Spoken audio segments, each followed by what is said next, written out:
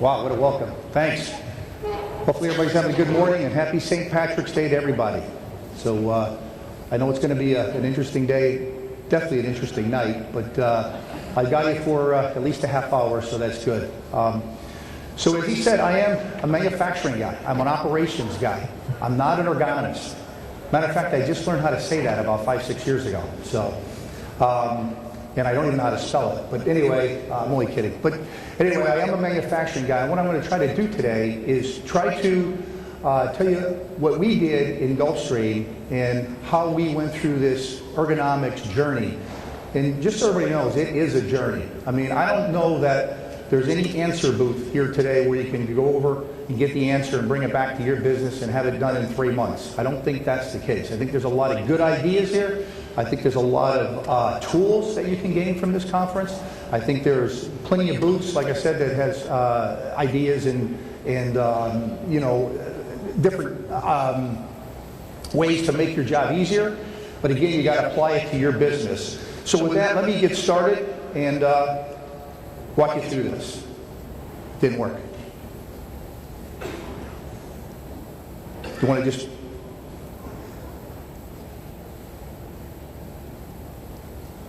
Okay, does anybody know how to dance? All right, thank you. So again, Gulfstream, we're part of General Dynamics. General Dynamics is made up of 4 business units. You can see we're aerospace, and we're actually second largest. People think we're first largest, but the information systems business is a little bit larger. But we're aerospace, and we're part of, really there's 2 businesses that make up aerospace. There's Gulfstream, and then there's jet aviation.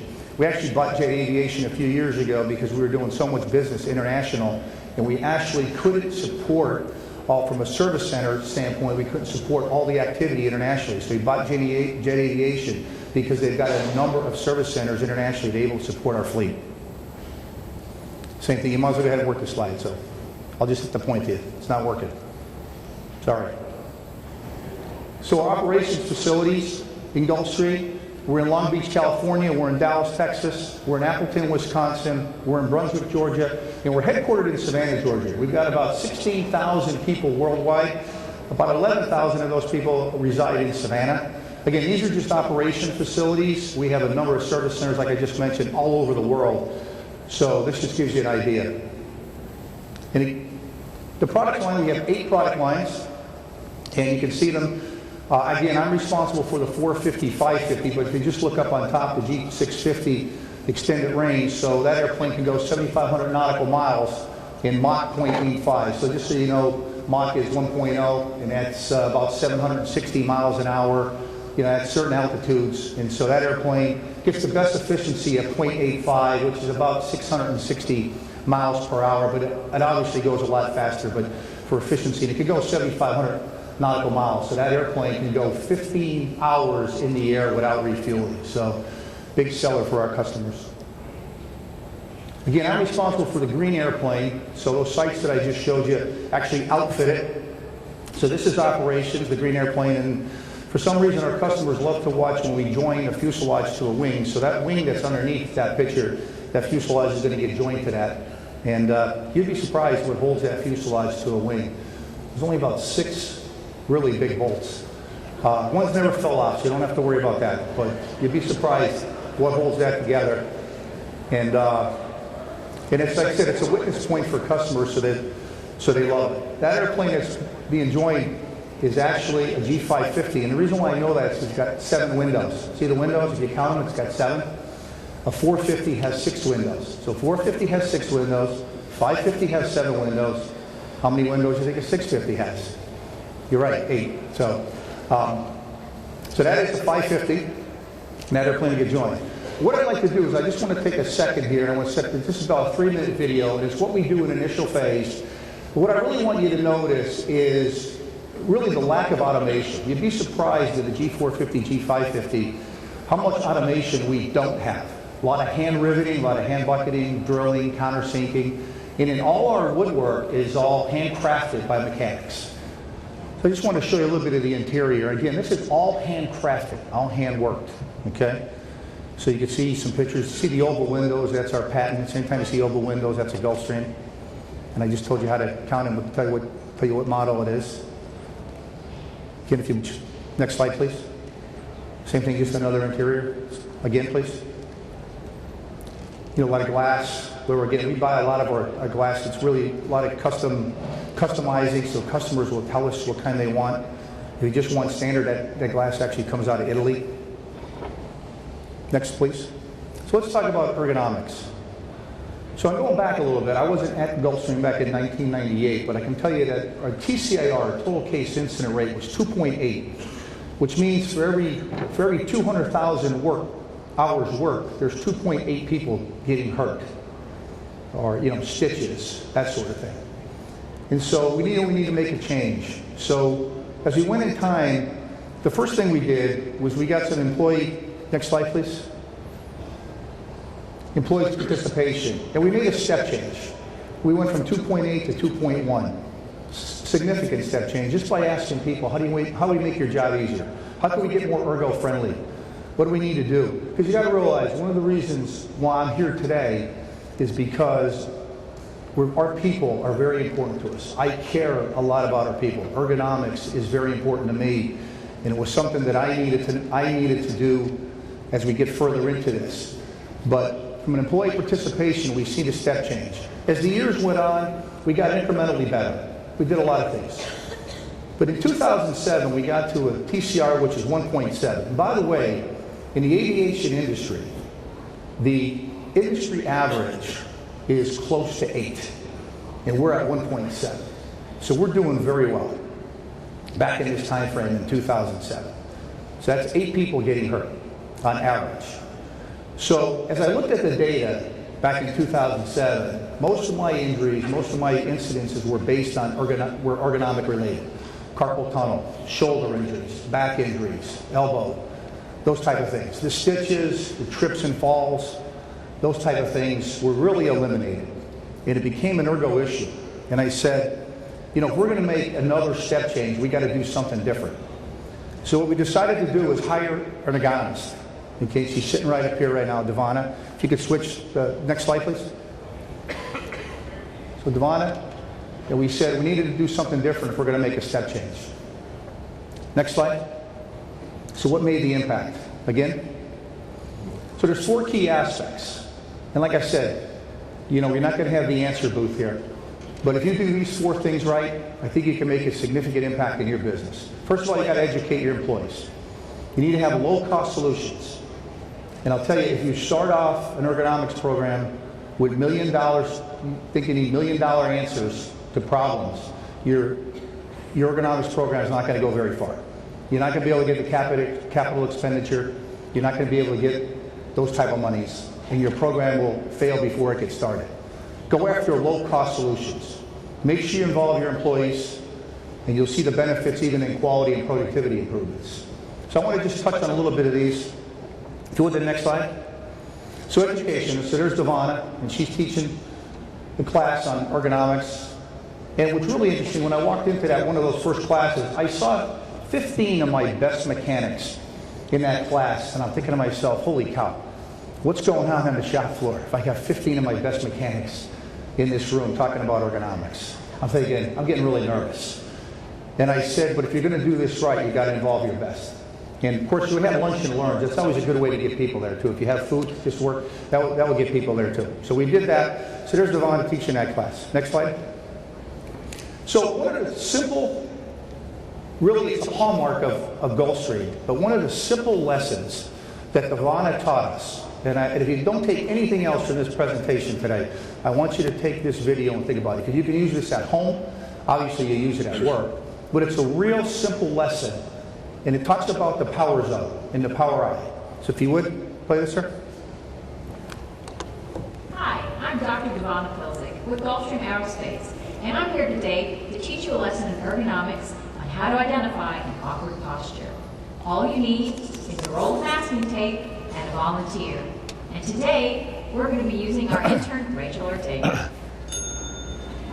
First, tear off 3 strips of tape about shoulder width and length. Tape across the shoulders, down the center of the body, and across the middle of the thigh. When you're done, it should look like a capital letter I. Shoulder to mid-thigh meets the capital letter I. This is known as your power zone. The power zone is the area of the body where you are strongest and least likely to be injured. Now, here's how you identify an awkward posture. If the person has to work above the shoulder line with the hands, elbows, or arms, that's not good. These positions place a lot of stress on the rotator cuff. If the person has to work below mid-thigh, like moving boxes or picking things off the floor, that places a lot of stress on the back. And finally, you want to keep work close to the center of the body. This reduces stress on the shoulders and the back. The further the work, the more stress on the body. So remember, shoulder to mid-thigh is a capital I. That's your power zone, and that's where you want to work. Back to you, Joe.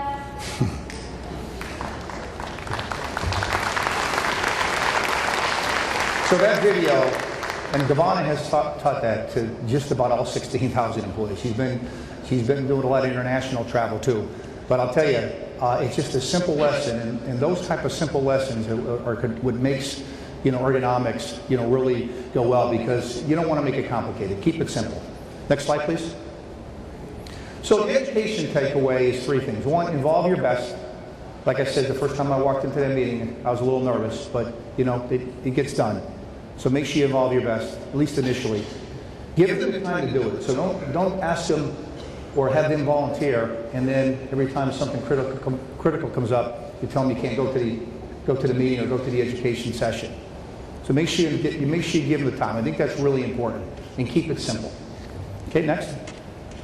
Low-cost solutions. As I mentioned earlier, if you start off with $1 million solutions, your program is going to fail. Go with low-cost solutions. Look at this on the before picture, just a hose hanging on the floor. Tech's not hanging, it's dropped on the floor. Imagine how many times a mechanic has got to go pick that hose up and down. Matter of fact, bring it up into the airplane. It happens a lot. Think about that from an ergonomics standpoint. Think about it from a productivity standpoint. Simple solution. One of our mechanics came up with an idea, just a clamp. By the way, I think there's one on every table.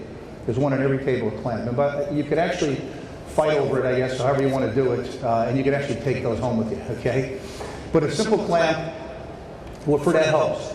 So that mechanic is able to take that hose and put it wherever he needs it. So if he's working inside the airplane, he can do the same thing. Just hang it somewhere where it's really reachable. Think about how many times a day he doesn't have to bend over. Simple solution. Not $1 million solution. Next. Here's an employee working in a warehouse. First of all, he's not in his power zone. This is in the before picture. He's not in his power zone, leaning over. How many times a day he did that, just getting those parts? He came up with a simple solution. He took a scrap piece, it was actually a 2x4, scrap piece of wood, and put it in between that, and the photo on the right. Now he's getting those parts in his power zone. Simple solution. Scrap piece of 2x4. Next. Footrest. So again, this is employee driven. This is made with scrap honeycomb and just scrap carpet from the carpet shop. And it's really for office. It's really for office ergonomics. But again, there's one on your table. So if you want to fight for it, those flying home might be a little cumbersome, but you can have it shipped home. But anyway, gives you an idea. Now this one was actually really interesting because this was a couple things. One, it was sustainability, because you weren't sending that stuff to the landfill. And if you go to the next slide, we actually outsourced that work to a local nonprofit organization, to some handicapped, people who were able to put those together, and it was just a great thing for them, great thing for our business. So again, a couple things there: sustainability, ergonomics. It was a lean project, and we were helping the community, so community involvement. So just a lot of good stuff with just a simple solution. Next. So our low-cost solution takeaways: ask employees for their ideas, go after the low-hanging fruit, and combine initiatives, sustainability, ergonomics, etc. Next, please. Involve your employees. Here's one of our employees. That's our senior VP right in front there. That's one of our employees going through and telling them all about his ergonomics idea. This is just at a monthly walk around. There's nobody else better to talk about that solution than employees. By the way, all of our teams are employee-led teams. We do have some management personnel on there, but they're all employee-led. So that's what you want to do. That's when you know you got the involvement and the engagement. Next slide. Employees trust employees. Not that they don't trust management, but they trust employees. When you have their peers and their friends standing up in front of an audience of 200, 300 people at an all-hands meeting, talking about ergonomic ideas and other ideas, whether it's lean or whatever, but ergonomics in this case, it just means a lot more than me standing up there or one of our managers standing up there. So employees trust their employees. So make sure you get them involved. And then we have an ergo fair too. We started in 2010, started with 20 booths just like we have behind us. And we had an ergo fair, just simple solutions. It's grown now. Last year we had over 48 booths. We brought up people from our Mexicali facility, which is in Mexico, and then our Luton facility, which is in the UK. So they had booths showing low-cost solutions. We get all our employees and we walk them through that. So again, get employees involved, employee engagement, employee-led teams. Really important. Next slide. I issued a challenge to my team. This is actually a corporate newsletter that comes out. I actually issued a challenge to our team using eTools. eTools is more of a management risk. You can learn more about this Thursday. I think there's a presentation in the morning, and they'll go into a little bit more detail on this. But there's talking about eTools, and really it's just talking about mitigating risk. So it's basically a mathematical formula that talks about you evaluate the job, and let's say it's got a risk of 40 using all the calculations, and you put a solution in, and it takes it down to 20. So you saw a 20-point gain. Well, I issued a 100-point challenge for every one of my departments. I got 37 departments. That's including operation and the office. And so 3,700s. Well, they totally just destroyed that goal, and it was too easy of a goal actually. So we ended up at about 7,800. They wrote an article about it. But again, it was nothing that I did or said. I issued a challenge. There was no big prize at the end or anything like that. It was just some competition, and people took advantage of that and went after it. And again, you can learn more about eTools on Thursday, but it was just a way of mitigating risk. Next slide. So employee engagement, again, employees trust employees. Make sure you use employee-led teams and make it fun. So whether it's an ergo fair or a competition, make it fun. Next slide. And then you're going to see quality and productivity benefits from this also. Look at the individual on the left. He's bending over. First of all, he's not in his power zone. He's drilling a hole in that panel. I don't even think he could see the hole from the angle that he's at. All right? All he did is he turned that panel up, he put it on a holding fixture. He's drilling that hole. There was some productivity benefits to this. It used to take him over an hour to do what he needed to do on that panel. Today it takes about 20 minutes. And look at how ergo-friendly it is. He's in his power zone. See that? Standing up in his power zone. So again, you're going to see some other benefits. And a lot of times too, it's not just an ergonomic solutions that equals quality and productivity. You might want to look at the other way around. If you've got a quality problem or you've got a productivity issue, you might want to go look and see if you don't have an ergonomics problem. Because in this case, that's exactly what it was, and we saw a big benefit. So use it the other way too. Next slide. Here's another example. Look at the guy on the left. Is he in his power zone? Absolutely not. Imagine what he feels like after a 10-hour day. We work 4 10s in Savannah, so that's another good benefit. So after a 10-hour day. So that individual on the right actually took some scrap wood, made a lazy Susan type apparatus, and she just turns that thing around. She's drilling in her power zone. So about a 20% productivity increase just by using some scrap wood. And so again, you're going to see quality benefits, you're going to see productivity benefits by just using ergonomic tools. We have definitely seen it. Next slide. So I showed you this slide earlier. So you go back to 2.8, you go back to 2.8 way back when. But you look at ergonomics, the 1.7, and then after instituting the ergonomics program, where we are today, if you would, sir. Next one too. So because of ergonomics, we're at 0.6. Last year, my TCAR, with over 1,000 mechanics to do what we do, not that much automation, talking about shooting rivets, bucking rivets, countersinking, drilling, 0.6 of an individual. Really, really proud of it. The industry average today, by the way, is 4.9, and we're at 0.6. And it was just a significant step change using ergonomic ideas, nothing fancy, no $1 million ideas.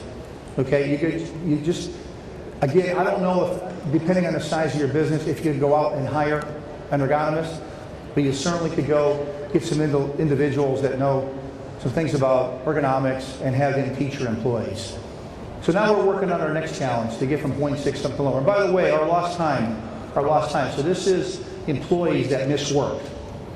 In 2014, I had 0 lost time in initial phase manufacturing, 0.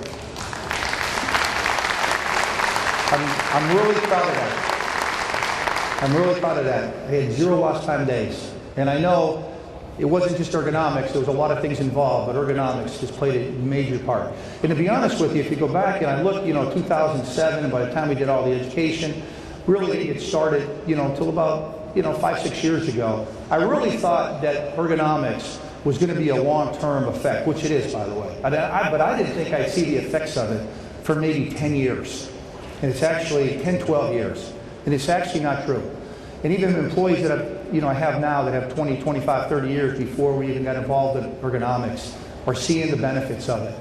They love it, they feel it, and then I just know going forward we're going to see more long-term effects of it. So I'm really proud of this slide, and I'm really proud of what we have done, and I'm really proud of the fact that we're taking care of our employees, and that's what's really important to me. Take care of your employees; they'll take care of you.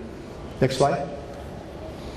So a couple things to remember here. To gain buy-in and create this culture, education makes the difference. Again, I didn't know anything about ergonomics.